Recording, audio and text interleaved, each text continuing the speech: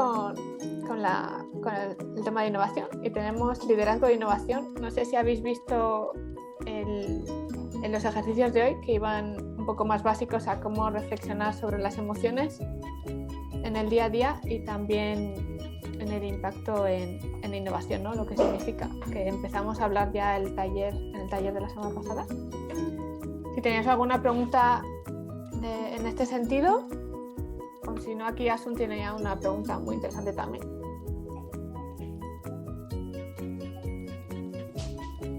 Pues empieza con la de Asun desde mi punto de vista. Yo no lo siento, pero no he podido mirar nada, así que, y excepto lo que surgió el otro día, que fue surgiendo en la presentación, que creo que fue muy bueno, que salió un montón de cosas. Vale, pues Asun habla del tema de las comunidades y habla del tema de herramientas para tener una comunidad, ¿no? Para que las personas no se pierdan, ¿no? Hola Ana, o no entren. Yo creo que en este punto era que hay épocas, ¿no? Que hay más bajo engagement, otras más alto, ¿no? El compromiso varía bastante. ¿Y qué hacer para mantener vivo el espíritu? ¿No? Para mí una de las cosas básicas es consistencia. Porque la consistencia muestra que estás ahí, ¿no? Y eso da confianza también, de que no dices y haces lo que estás diciendo que vas a hacer. Y esto ayuda un montón en el sentido y siempre tarda tiempo, ¿no? Una comunidad es como un ecosistema, si lo miramos desde el punto de vista biológico. No es de un día para otro y ya está, todo funciona perfectamente, ¿no? Hay que regar, hay que plantar semillas, ¿no? Hay que cuidar, hay que podar. Y eso es muy... Yo creo que piensa de esa perspectiva, ¿no? Pero sobre todo consistencia. Si riegas cada mañana a las 9 de la mañana, pues tienes que regar. Si en un día no riegas, se te secan las plantas, ¿no? O sea, yo creo que esa es muy buena analogía para todo lo que son comunidades y ecosistemas.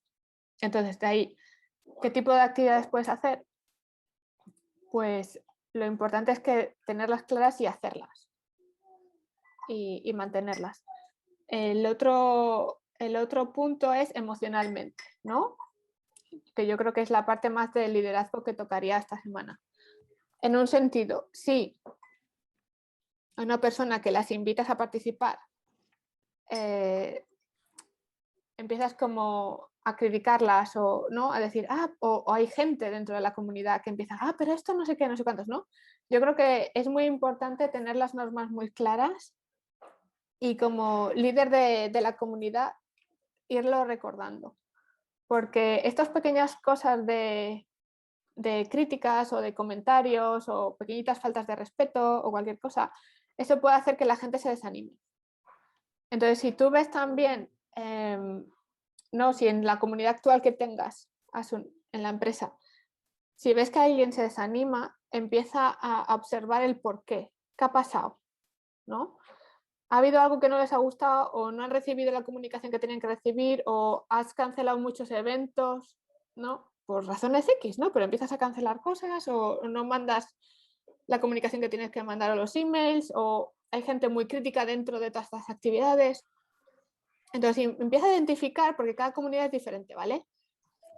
Puede haber muchas guías y todo eso, pero también tienes que sentir lo que pasa dentro de tu comunidad. Y si ves que hay, pues eso, ¿no? Movimientos raros o tú analiza y ves qué consecuencias tiene todo eso. Porque lo más importante es pues tener consistencia, ¿no? Si los lunes por la mañana mandas unas notas diciendo, pues mira, esta semana vamos a hacer estos eventos o esta es la reflexión de esta semana o esta, ¿no? Que siempre sea cada lunes, ¿no? No lo cambies o cambies cosas porque hoy me siento de esta manera, voy a hacer esta cosa. No. Para las comunidades y ecosistemas hay que estar súper consistente, súper mega consistente y hacer lo que dices, porque si no se pierde. Y luego ya, claro, todas las actividades tienen que ser para unir a la gente, para que, ¿no? Incentivarles la cooperación, incentivarles que compartan la información, ¿no? El debate, ¿no? Y hacer que, ¿no? Orquestar un poco que pasen las cosas. Pero aparte de eso, yo creo que el secreto es ese, ¿no? Ver ahí qué pasa por ahí. Porque yo me acuerdo de una comunidad americana que estaba de mujeres, que en teoría era para mujeres, entró un hombre, ¿no? Como si tú pagas, pues tú entras. Entonces entraron unos hombres. Entonces el hombre era como muy crítico, ¿no? Con todos los temas de mujeres, o decir, no, chicas, yo sé lo que es la solución, ¿no? O sea, venía como el salvador de todas las mujeres. Bueno, jodió todo lo que era, ¿sabes? Nadie hablaba, ¿sabes? O sea, hay pequeñas cosas que tienes que si no estás en el día a día, no puedes ver qué es lo que pasó, porque ahora nadie comenta, ¿no? O por qué nadie, si en lugar de decir, porque es un hombre, lo dejas entrar, vale, muy bien, pero cocheale, o cuando él comente, tú comenta detrás y no, por ejemplo, yo qué sé, en cosas así más digitales, ¿no? El decirle, o si está en una sala de reuniones y el hombre está, no, pero yo ya tengo la solución, tranquila, chicas, mirad esta página web, ¿no? Dices, hombre, no, vamos a ver, no, es decir, ayudar a que eso no haya este tipo de roles que pueden de verdad destrozar muchas veces la confianza o toda la dinámica de la comunidad. Y yo creo que eso es muy importante. No, ¿sabes? Esas cosas que no se ven, pero sí se ven, porque tienen muchas consecuencias muy desastrosas muchas veces, o muy positivas, ¿no? Pueden ser en el otro lado de impacto más positivo. Pero eso sí que hay que verlo, ¿no? Y analizarlo. Hacer como un debriefing, que ahora se está de moda en inglés, ¿no? En los debriefings, ¿no? El post-mortem análisis. Y eso hacerlo cada día, ¿no? Y no es enviar una encuesta para saber qué tal, cómo estás, ¿no? ¿Qué tal os ha gustado? No. Porque eso es demasiado, muy agresivo, muy intrusivo. Es más, pues estar ahí, ver, ¿no? Online o físico, y ver, no sé qué. Y gente que no viene una vez, preguntarles por qué no, qué es lo que pasa, porque eso te va a dar una señal, ¿no? Luego si te comentan, oye, Asun, ¿qué te parece esto? No sé qué. Pues con mucho amor los escuchas, dices, pues mira esto, no sé qué, el otro, ¿no? Porque tienes que crear poco a poco esa sensación de que es un sitio, una comunidad que están protegidos, ¿no? Y es algo especial. Y eso no se hace virtualmente, ¿no? Bueno, hay muchas cosas de neuromarketing, ¿no? Pero claro, no todo el mundo es Amazon, ¿sabes? Para poner cosas de neuromarketing por todas partes, ¿no? Entonces, y aparte que es demasiado a veces, ¿no? O sea, tampoco... Entonces, el ser humano somos los seres humanos y entonces hay que utilizar nuestros superpoderes de seres humanos porque al final somos personas. No sé si Asun te responde esto. Sí, lo que pasa que fíjate, esto me ha hecho pensar, ¿vale? Sí. Siempre hablamos de comunidad, sí. ¿vale? Como bloque. Claro. Pero dentro de la comunidad tenemos individuos y el nivel de esos individuos frente a lo que sea siempre es diferente. Claro. ¿Entiendes? Entonces, quiero decir, esto es lo que me ha generado tu respuesta, ¿vale? Entonces, sí, confianza. Habrá algunos que están arriba del todo y otros que estarán ahí, ¿sabes? Es decir, entonces, ese es, digamos, el challenge, ese es el challenge de cómo tener a toda la comunidad engaged, ¿vale? Y entonces hay momentos, que es con respecto a la pregunta un poco, era un poco, yo qué sé, pues había best practices o herramientas, o por ejemplo, si dices gamification, utilizar gamification en momentos de X, ¿vale? Entonces, la idea es eso, o sea, que a lo mejor no todo sirve para todo el mundo, ¿vale? Porque los que están pletóricos a lo mejor no necesitan y los que están más decaídos por el motivo que sea, que entonces ahí es cuando entra la parte que dices tú de preguntar, de investigar, de analizar, ¿sabes? El por qué. Aparte, otra cosa muy importante, no es lo mismo una comunidad física, ¿no? Que el club de ir a escalar, ¿no? Por ejemplo, yo qué sé, ¿no? Que una comunidad online. Hay comportamientos súper diferentes ya, de por sí. ¿no? Cuando vas a una comunidad de escalar, ¿no? Que tienes tu centro y vas allí todos una vez al mes o no sé qué, y luego vais a escalar, ¿no? Al final del año o lo que sea. La gente va físicamente allí, ¿no? Y estás allí, pues algunos hablarán más, otros menos, ¿no? Entonces tú haces dinámicas de grupo, ¿vale?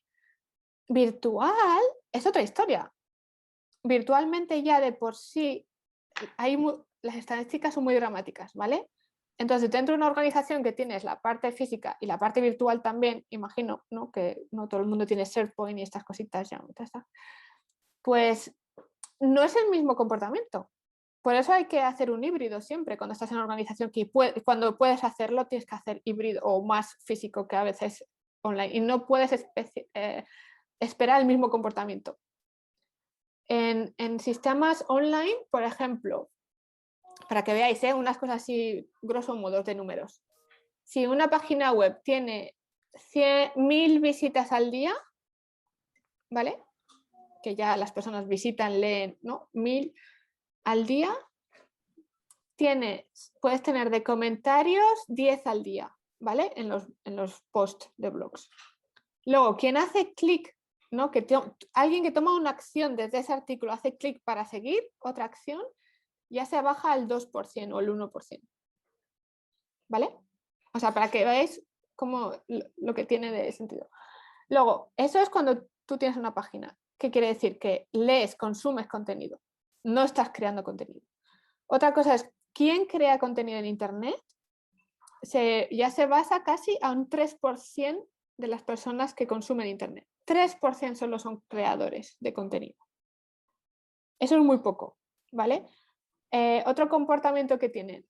Cuando tú invitas a alguien a participar en un webinar, y esto ha cambiado mucho con la pandemia, ¿vale? Ha habido muchas fluctuaciones de arriba para abajo por cansancios de Zoom, ¿sabes? O sea, ha habido muchos arribas para abajo.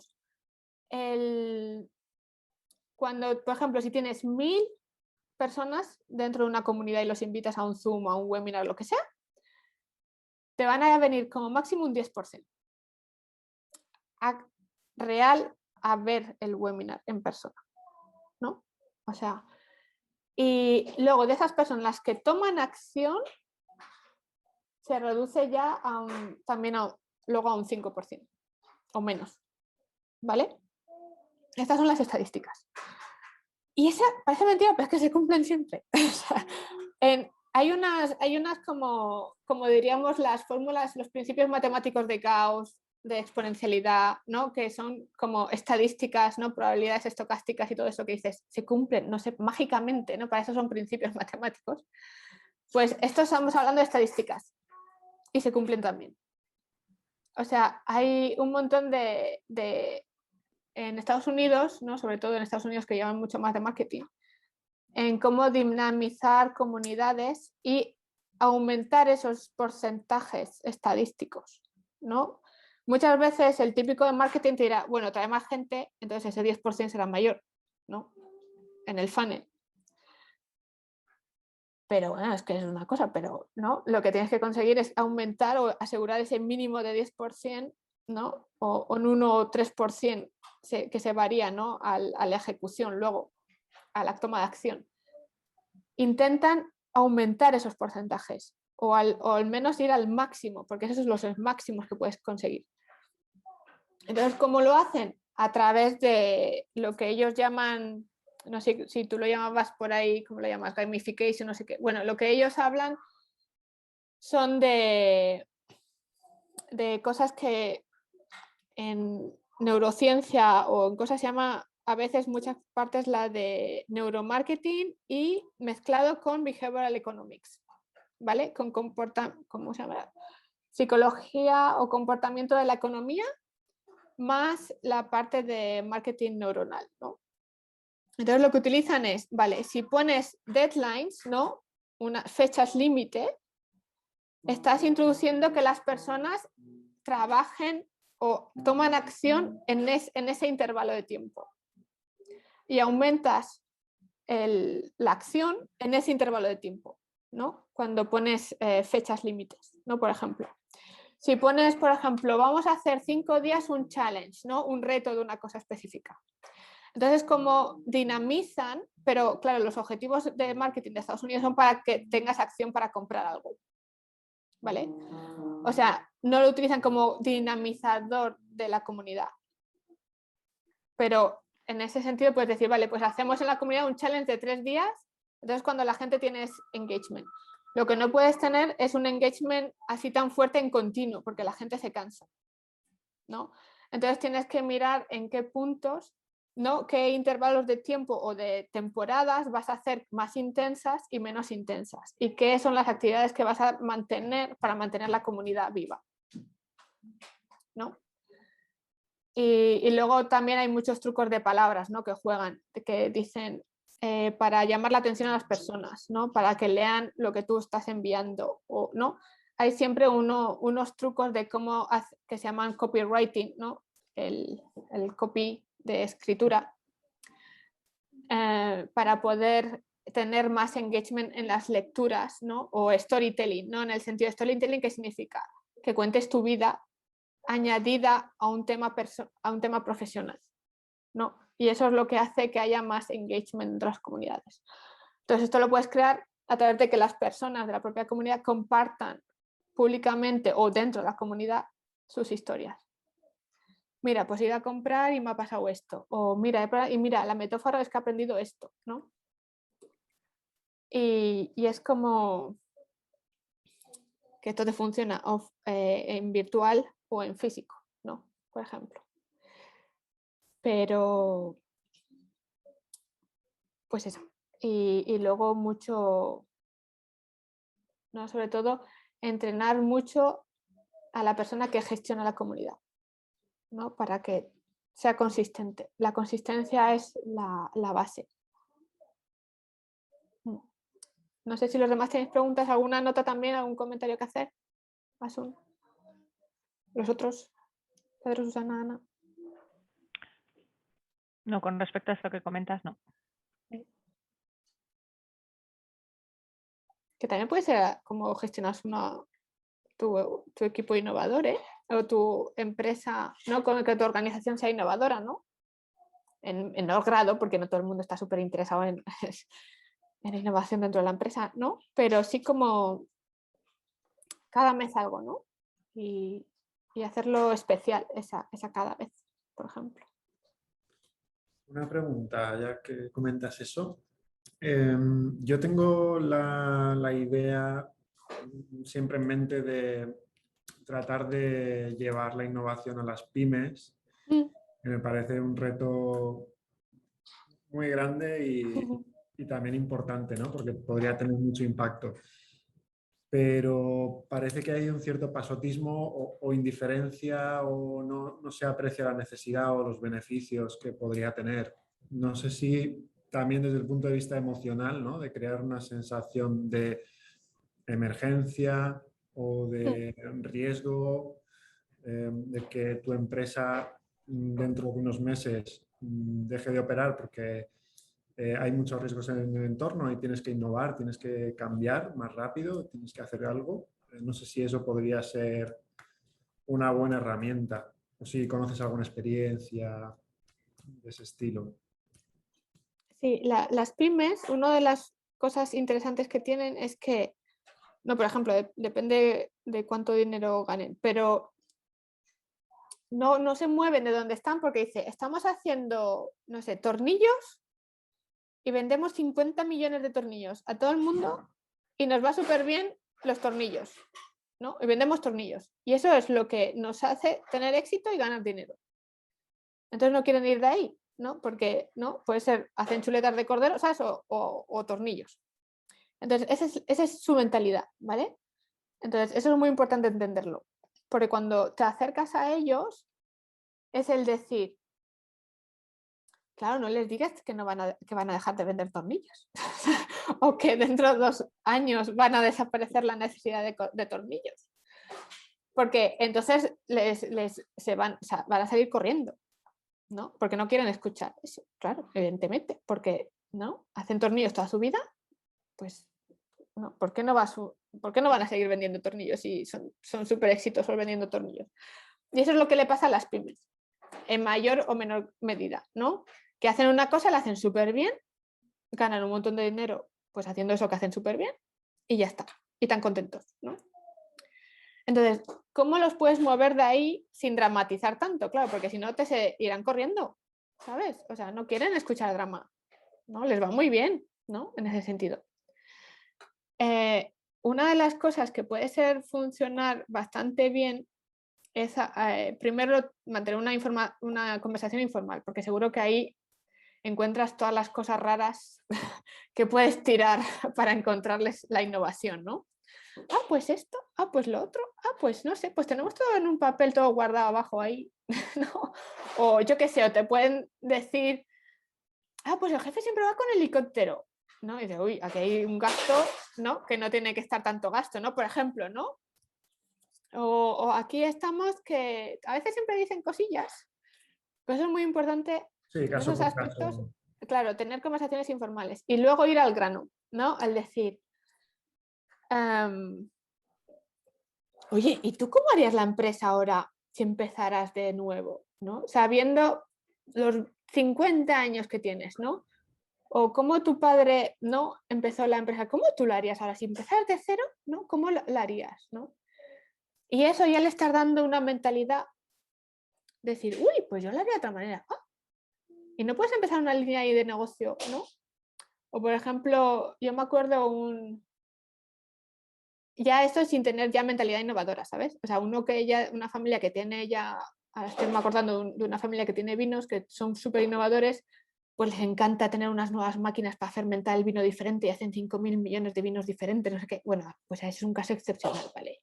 O sea, pero si no en el sentido de decir, ¿cómo harías tú ahora esto? ¿No? Ah, pues mira, es que segurísima que tienen millones de ideas. O sea, no es que no lo tengan, pero no lo tienen consciente que eso se llama innovar o eso les va a ayudar a estar relevantes en el futuro. Ya. Sí, lo que dices del miedo tiene sentido y a lo mejor puede ser más positivo, puede ser más, puede tener más impacto, ¿no? Plantearlo desde un punto de vista positivo, a lo mejor desde la diversificación, orientándolo, es decir, sin tocar su core, sin tocar Exacto. su base de negocio y decirle, pues podrías crecer por aquí o podrías tratar de reducir riesgos teniendo otra línea de negocio, experimental. Es decir, que no vean que peligra su mundo, su negocio y que bueno, la innovación sea un complemento y que poco a poco vaya calando. Exacto, en el sentido de, pues podéis hacer esto así como una cosa, tu hijo, ¿no? Puede jugar un poco en esta área, ¿no? O si no, la parte de, oye, ¿qué modernizaríais de todos estos procesos? ¿Qué optimizaríais, ¿no? Utiliza más palabras, optimizar, digitalizar, no, porque se asustan también ahora, que hay demasiada publicidad, ¿no? Pero eso, ¿qué optimizarías? ¿Qué modernizarías, ¿no? Ahora. Pues mira esto, pues, ¿no? Entonces, ir en ese sentido poco a poco, sobre todo cuando están tan cerrados, ¿no?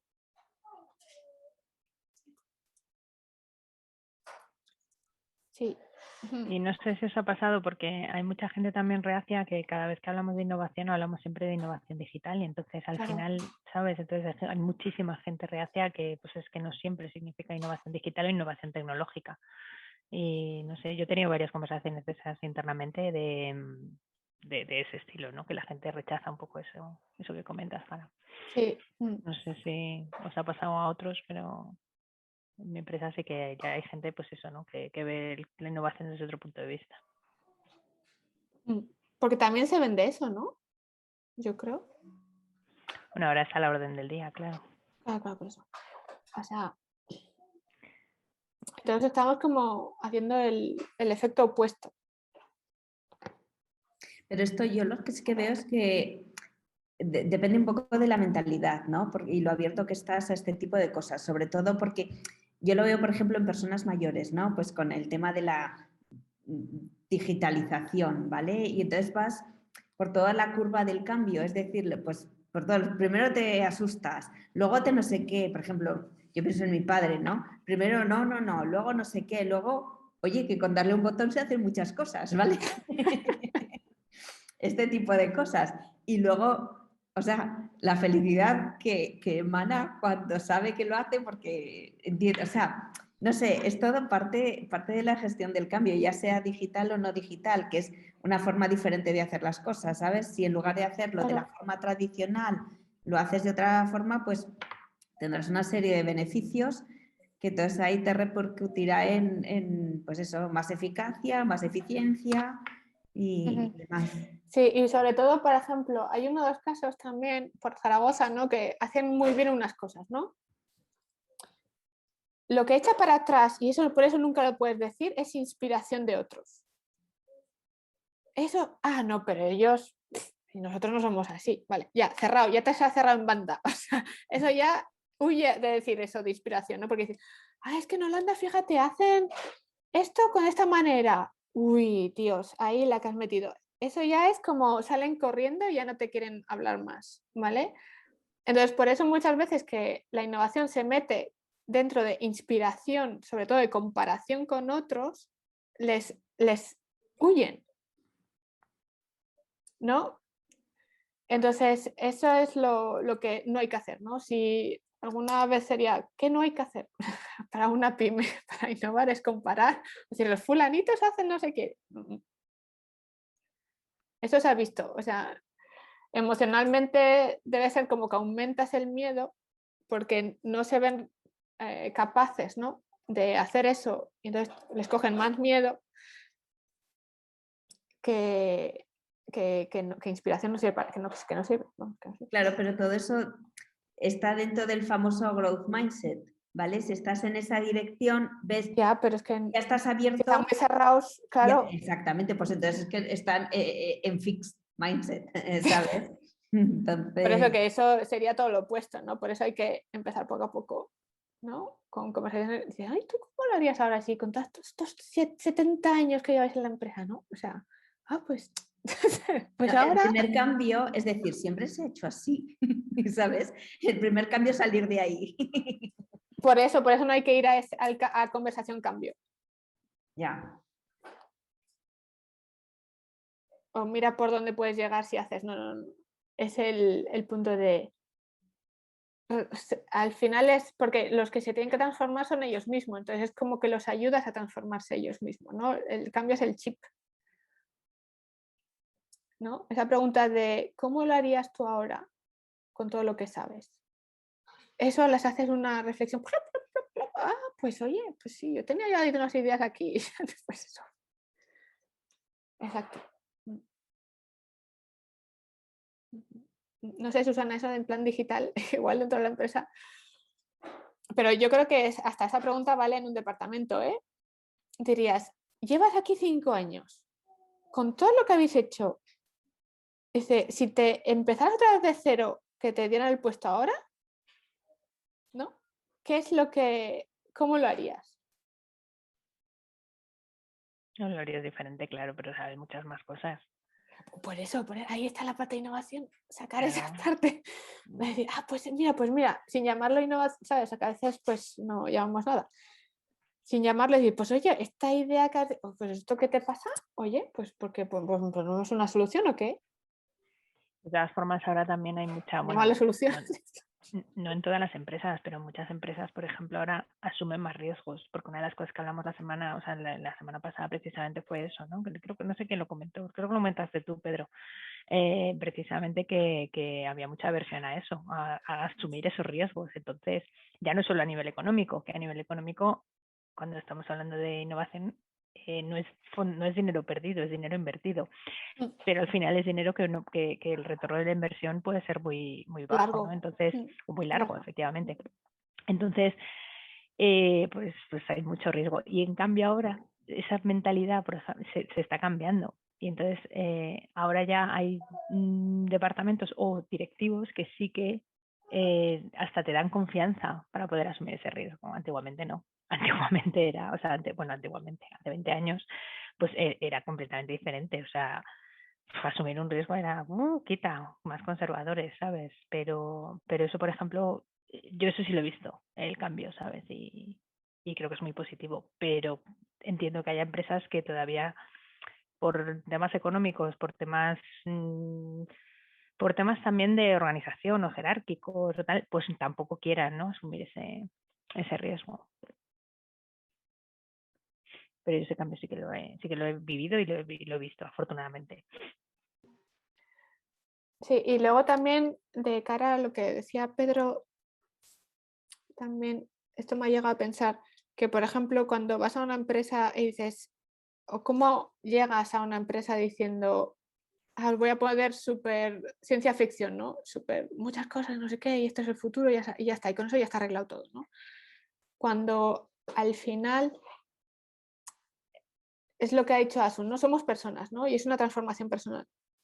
Y tienes que dar pautas de cómo hacer esa transformación. Y eso yo creo que es una de las claves, ¿no? El decir, que es como mezclar con inspiración, ¿no? No estás tú aquí y llegas aquí y no sé cómo, ¿no? El decir, no, vamos a ir paso a paso con esta estructura, vamos a analizar los procesos, vale, ¿cuántos procesos podemos analizar al mes? 3, vale, pues o 1, pues analizamos un proceso, miramos de verdad, porque muchas veces los procesos ni están. ¿Alguien tiene escritos procesos en su empresa? No, pues ya está, pues ya, primera tarea, no, bueno, tú sí. Entonces los vas uno analizando, ves en mucho detalle, esta persona llama a esto por teléfono, aquí recibe un email, esto es lo que pasa aquí, no sé qué. Vale, ¿cómo podemos optimizar todo esto? ¿No? O está súper optimizado o es que todavía le podemos dar una vuelta más a todo esto, ¿no? Y desde esta perspectiva es mucho más fácil que la consecuencia, igual sea digital o no, da igual, pero no empiezas desde ya vamos a tener platillos volantes o tenemos ya una digitalización, ¿no? Empiezas como mejorar un proceso y analizar primero el proceso y eso todo el mundo lo sabe hacer, ¿no? Y además no solo una persona, sino pones a todos los que están involucrados en este proceso a que comenten, sí, yo hago aquí, no, pero yo esto no solo hago, yo luego llamo a fulanita y luego lo meto en el ordenador. O luego yo no sé qué, ¿sabes? Cosas que están escondidas, que no están obvias dentro de unas cajitas con unas flechas. Entonces, eso te puede dar muchas ideas y la gente está involucrada porque ya del mismo proceso lo está explicando, a luego a aceptar el cambio, ¿no? Y yo creo que todo proyecto de digitalización tendría que empezar por ahí, el decir, bueno, ¿qué es lo que no funciona o qué podemos mejorar de procesos antes? Y de consecuencias tendrás, ¿no? Igual digitalización, pero ya se pedirá desde dentro.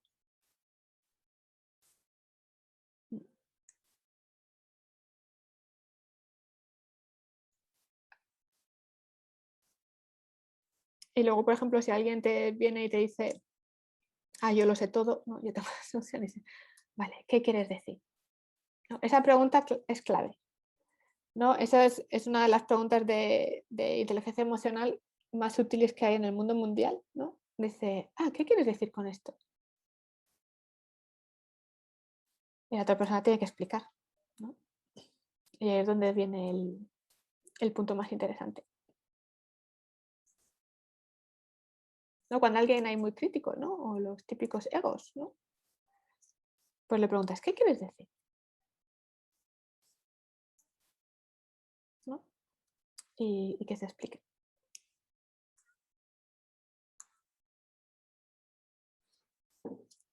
A ver, tenemos el tema de liderazgo. A ver, cosas de líderes, de ser líderes.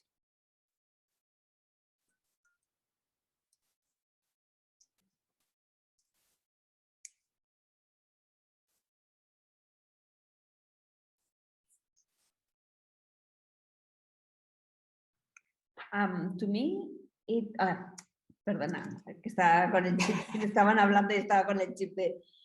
no, que a mí me viene el tema de líder y jefe. Así. Entonces, yo vuelvo otra vez al tema de engagement, ¿vale? Que es más, que crea más engagement un líder que un jefe. Entonces esto al final repercute en el estado de salud, digamos, de la comunidad. Para lo importante, fíjate, yo creo que ahí de líder a jefe se ve mucho la diferencia.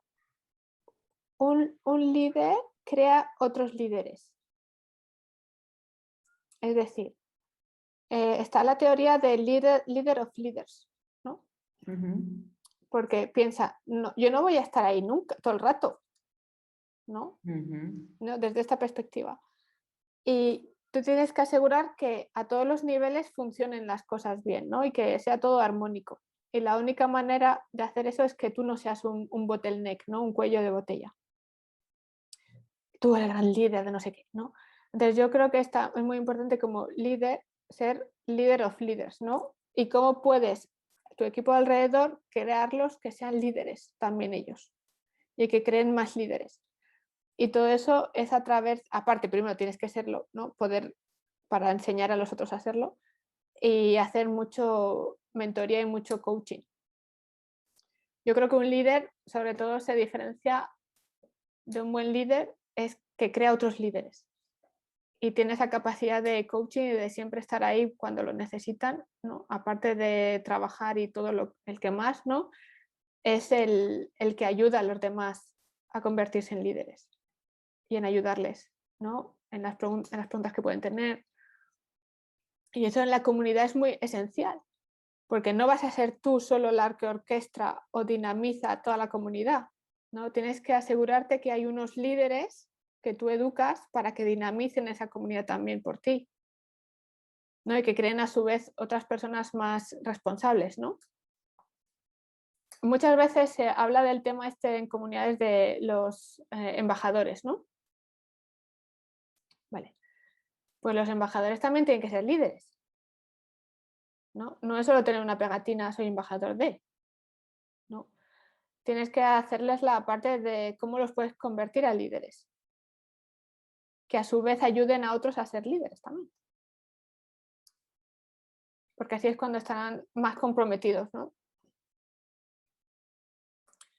Y esa es yo creo que es la gran diferencia. No sé si iba por ahí tu pregunta, Asun. Sí, me gusta que hayas traído el tema de embajadores, porque es otra forma de colonizar. ¿Sabes? Asun está siempre ahí con sus comunidades. No, porque quiero decir, siempre estás ahí pensando, ¿y qué hago ahora? Bueno, volvemos a Pero lo tienes que gestionar, ¿eh? Yo creo que he visto muchas veces líneas de embajadores o redes de embajadores que ahí los dejan ahí, ¿no? Pobrecitos. No, pero claro, tiene que ser una persona con el perfil, igual que un desarrollador informático tiene que tener el perfil que tiene que tener, pues una persona para ese rol tiene que tener el perfil que tiene que tener. No vas a mandar a una persona introvertida y como embajador de tu equipo, de tu marca o de lo que sea. O sea, tiene que ser alguien que sirve. No todo el mundo sirve para todo. Entonces... Claro, por eso, sí, sí. Y sobre todo, otra cosa sería la gestión de estos embajadores, ¿no? Porque les tienes que dar la información que necesitan, les tienes que hacer coaching de cómo ser líderes al final, ¿no? Les tienes que dar las herramientas, ¿no? Ellos te tienen que reportar, eso es muy importante, qué fallos hay, qué problemas ven, ¿no? Porque están más cerca, ¿no? de la comunidad, en teoría. Tienen que reportar qué necesitan, ¿no? Qué proyectos están haciendo o no, o qué actividades, cómo les va, ¿no? Que no solo es una dirección, es bidireccional. Y tiene que ser bidireccional. Entonces tendrás que poner estructura. Es que sería como una micro comunidad dentro de la comunidad, ¿no? Para tenerlos más con compromiso a los embajadores en sí mismos. Y que se ayuden y enfatizar que se ayuden unos con los otros, porque están en la misma posición y pueden aprender los unos de los otros, ¿no? Es lo de, creo que lo hicimos en la parte de leadership y también la de team, en la de gestión de equipos, la parte de aprender todos juntos, ¿no? Cuando de verdad estás en un equipo de alto rendimiento es que aprendes unos de los otros. Y esa capacidad de aprendizaje en grupo, no solo individual, ¿no? Es lo que te hace la parte más de alto rendimiento, ¿no? Y de ayudarse, ¿no? Ese compañerismo, yo creo que es muy, muy importante. ¿no? Entonces piensas ahí, ¿cómo yo puedo hacer eso, ¿no?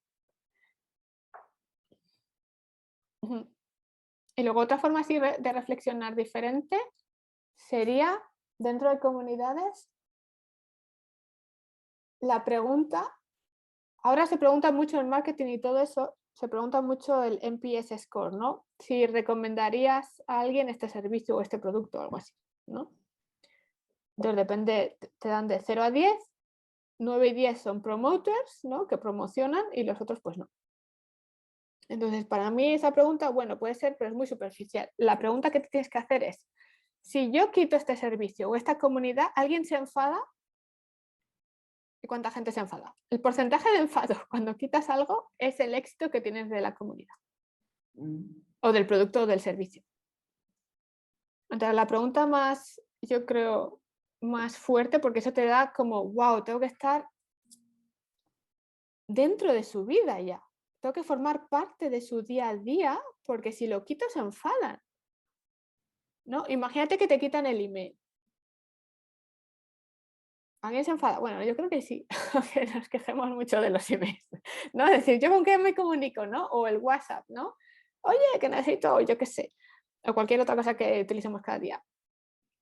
Entonces, ese es el punto. ¿Cuánto se enfada la gente si le quitas esto, ¿no?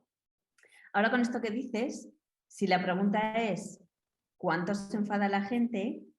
Lo estás aplicando a la parte emocional. ¿Vale? Claro, porque también porque lo necesitan, ¿no? Otra pregunta, yo lo que a lo mejor hubiera pensado es si lo echan de menos, entonces ya no es el plano emocional. No, porque no sabes si lo echan de menos, es el que se enfaden significa que lo están utilizando cada día o cada semana o lo que sea y de verdad lo quieren seguir utilizando. No, que vuelvo que es, Sí. es aplicar las emociones. Sí, ¿sabes? el resultado, el Exacto. éxito. Que depende de cómo hablamos o cómo nos preguntamos, aplicamos la parte emocional o la parte racional, a lo mejor, pensando en necesidad más que en emoción. Exacto, sí. Sí. Y eso para mí, yo cuando cuando descubrí esta pregunta y se la planteé a mi equipo de desarrollo, ¿no? De la plataforma de CollabWiz, se echaron todas la cabeza. Empezaron a hacer. Y todavía teníamos un mes después que todavía estamos como. Es decir, espérate que vamos a rediseñar. No, claro, es una pregunta totalmente diferente que te hace diseñar y trabajar y hacer las cosas súper mega diferentes. Entonces yo creo que tiene mucha profundidad esa pregunta y las respuestas que te vienen.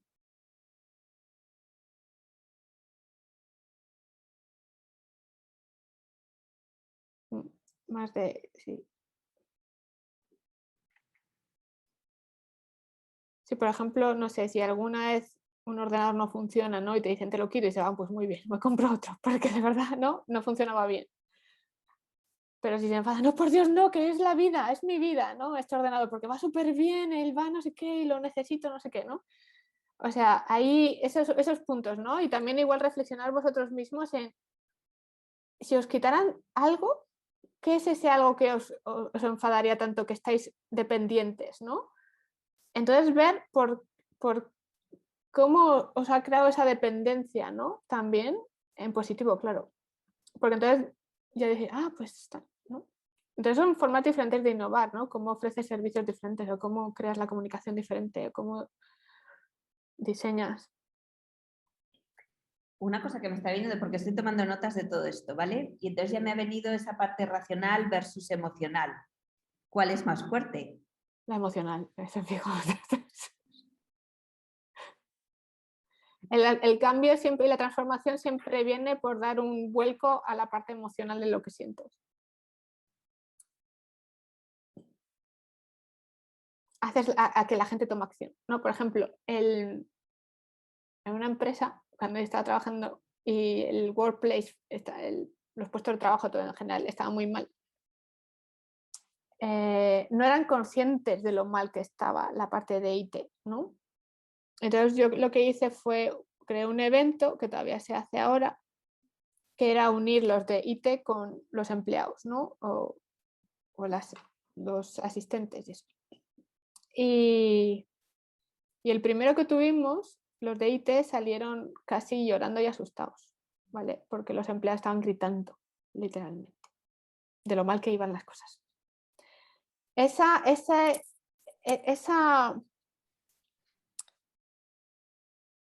Ese momento tan directo, con esa reacción tan directa, tan humana, tan delante de ellos, les hizo cambiar toda su forma de trabajar y cómo miraban todo su trabajo, el impacto que tenía su trabajo, ¿no? Y ya estarían comprometidos, pues a partir de ese día, muchísimo más.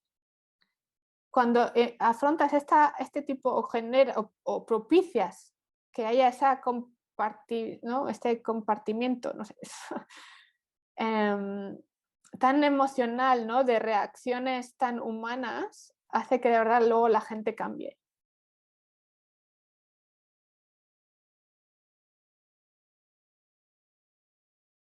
Bueno, que empieza en el cambio, ¿no? El chip del cambio. Pero entiendo que es porque vieron directamente el impacto que tenía sobre la vida de otras personas, su trabajo, ¿no?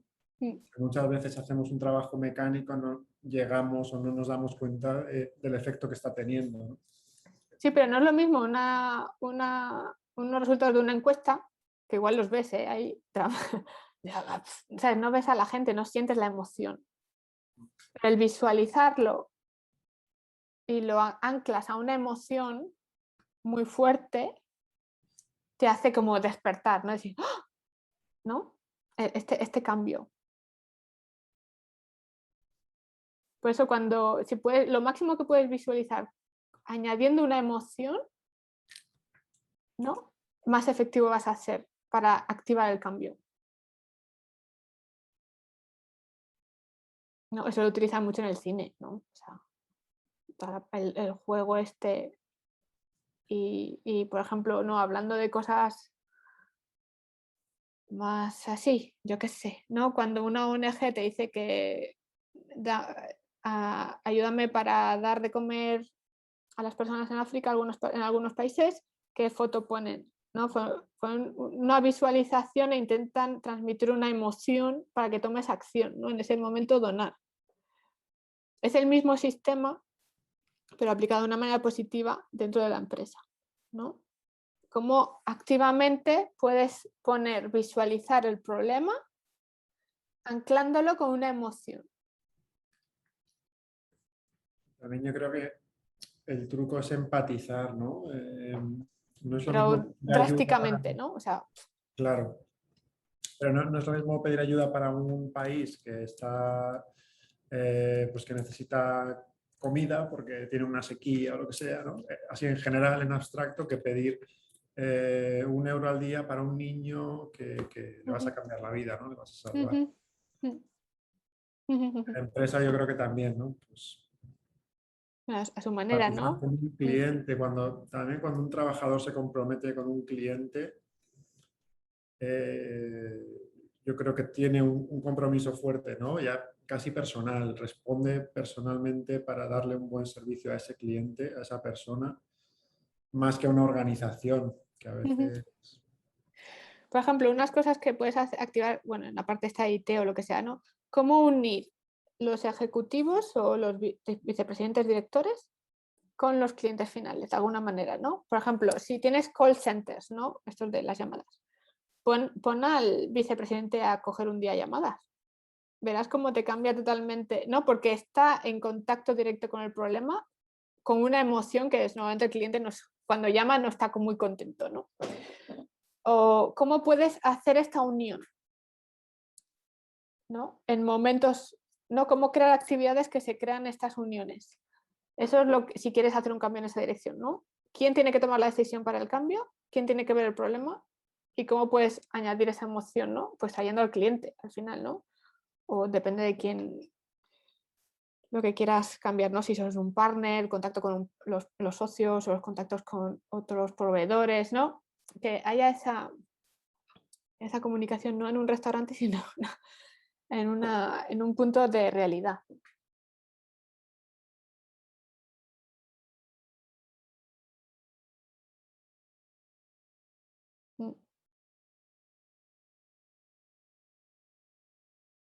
No sé si esto lo habéis hecho mucho o esto es súper nuevo para vosotros.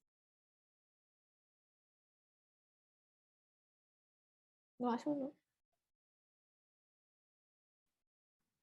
Yo eso no lo he hecho nunca. A ver, yo he ido de motu propio a ver cómo se siente estando, pero pero organizarlo así, niveles tanta distancia entre niveles, no. Pues luego también tienes que saber gestionar, porque hay gente que igual, ¿sabes? No sabes cómo va a reaccionar, ¿no? Yo me acuerdo unos se quedan como así, otros no hablan, otros se quedan, ¡oh, Dios mío! ¿Sabes? O sea, que puede ventilar, pero depende del choque emocional que tienen. Pero, ¿sabes? Pues yo creo que podéis llegarlos, gestionarlos, ¿no? Pero ese es el punto, ¿no? Que puede haber sorpresas. También los empleados o el cliente te puede saltar ahí. ¡Ya esto no sé qué! ¿No? O sea, también dejarles escuchar, pero también, bueno, tranquilo, vamos a solucionar, ¿vale? O sea, saber gestionar un poco, sí, todo esto, ¿no? Y luego lo de siempre, prioridades, emergencias, lo que es urgente, lo que es prioritario. Eso es súper importante. No machearlo con recursos, lo que se puede hacer, lo que no se puede hacer. Eso es súper importante.